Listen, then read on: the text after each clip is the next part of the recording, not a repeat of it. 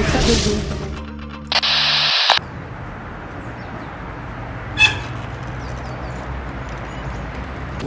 балдардын эмгегин эксплуатациялоо боюнча проблема Кыргызстанда бүгүнкү күндө бул бар экени анык. Бул боюнча массалык маалымат каражаттарында, атайын телеберүүлөрдө деле кыскача айтылып келет. Бирок коомчулуктун көңүлүн буруп өзгөчө. Ушу бүгүнкү күнү сабакка барбай калган, жумуштан аябай оор шартта иштеген мектеп жашындагы балдардын проблемасын көтөрүп чыгуу боюнча профсоюз атайын өзүнүн программасы бар. Ушул багытта 2005-жылдан бери биздин айыл чарба комплекс профсоюзу, анан билим профсоюздун кызматкерлери ушу проблема менен заниматься этип келатат.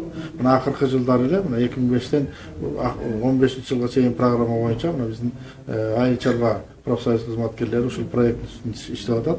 Мына бүгүнкү тегерек стол ошонун тегерегинде болуп атат. Бул маселе өзгөчө бул тамеки системасында иштеген жаштарды чыгаруу болчу да. Аны үчүн кандай кылыш керек эле? Биринчи четте ошол балдарды эксплуатациялаган ата-энелерге жардам берүү, микрокредит, гранттарды берүү, ошол балдардын өзүн мектепке тартуу, аларга профессионалдык навыктарды берүү, анан ошол жергиликтүү бийлик менен биргелешип иштөө. Ушул программа бүгүнкү күндө өзүнүн ишин туруктуу деңгээлде алып барып атат. Мына бүгүнкү күнү ошол грант проекттин уюштуруучулары, фонддун жетекчилери келип катышып отурат.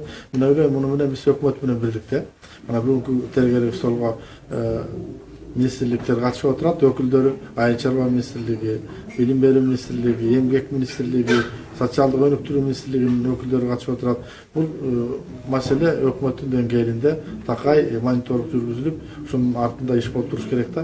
Эгерде биз бүгүнкү ошол эмгеги эксплуатацияланып аткан балдардын кам көрбөсөк, эртең алар биздин толук кандуу Кыргыз Республикасынын кандай гражданы боло алат? Эгерде алар билим ала албаса, ден соолугунан айрылып отурса, жанагындай оор шартта иштеп отурса, ошон бул мамлекеттик буларга аябай бир эме болуш керек да,